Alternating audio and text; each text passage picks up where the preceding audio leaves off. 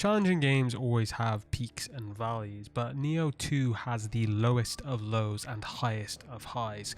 I very nearly quit this game, but I'm glad I didn't, because every time I returned, it provided me some of the most nail-biting and triumphant moments I've ever had in a game.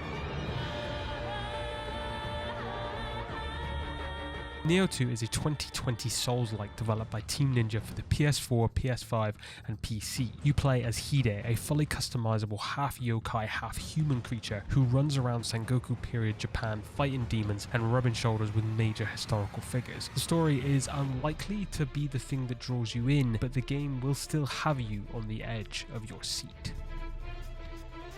Nioh 2 never feels like it's holding back, and that creates a really fun tension. The baseline threat level is super high. Even the simplest enemies each have one ability that can just wreck your day, and a lot of basic enemies have a mini boss feel. They're big, fast, and although they are consistent and fair, they will kill you in surprising ways. Learning to consistently beat them is very much like a boss fight in most Souls games.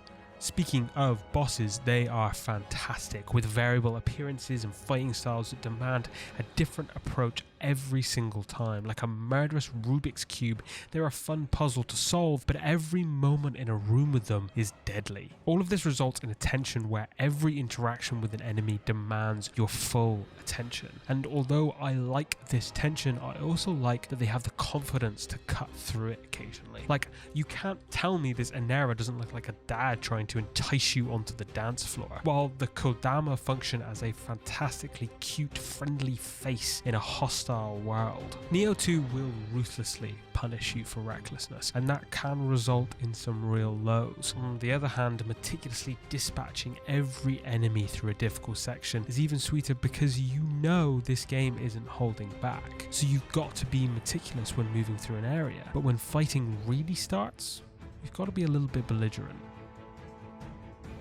Usually in Nioh 2, the closer you are to an enemy, the safer you are. It's counterintuitive, but it works. For one, ki, which is like this game's version of stamina, is very important, and getting in and out of range is expensive, leaving you vulnerable and unable to punish openings. It just opens you up to a battle of attrition you're going to lose. On the other hand, when you're up close, you have stamina, and the attacks are easier to dodge or even burst counter, which is probably the most aggressive and satisfying mechanic I've experienced in a Souls-like. Essentially, there are certain enemy attacks that can't be blocked and are usually difficult to dodge, but you can use a special ability called a burst counter that cancels their attack and usually leaves them vulnerable and open for counterattack. The problem is you need to face their attack head on. This aggressive playstyle is superior in almost every way, but it means you can never be 100% safe, and you have to lock into the rhythm of dodging, attacking and ki pulsing to just survive. This is a game that is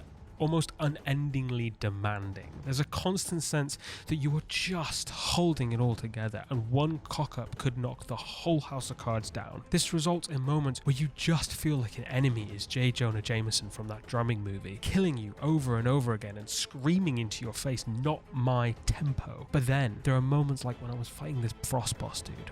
I had a sliver of health left and no healing items. Ordinarily I would have jumped in and out, pecking at him from afar, but at this point I had internalized what this game wanted from me. So instead I stayed up in his icy mug, locked into that rhythm and just grinded my way through, eventually beating him. It was heart-pounding, a little bit terrifying, and that feeling of just managing to hold it all together was so much exhilarating fun. And it's all because Nioh 2 insists you play it in its way, in a counterintuitive but incredibly thrilling way. Now, this kind of aggression is baked into the playstyle of Nioh 2, but the details are all up to you.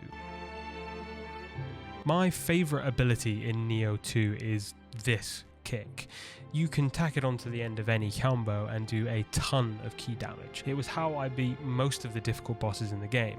It is also fairly deep into the sword-specific skill tree. This was a major part of my Nioh 2 experience, and most people who have completed the game are likely unaware it exists. The builds in this game are just that variable.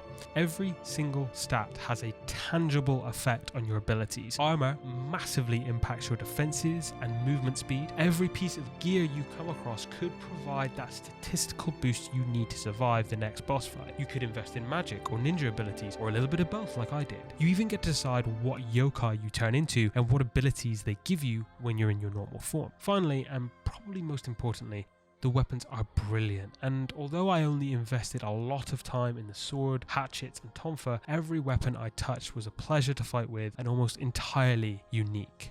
These choices matter, but the thing that really impressed me was the depth in every single aspect. There are so many skill trees, and there is a skill in every one that you could design a playstyle around. This variability can lead to frustration. It may take a while to find a build you like, and you may find you're not utilizing the tools you have to their full potential. But when you find that build and really get the skills you're working with, you feel a real sense of ownership and mastery over your specific playstyle.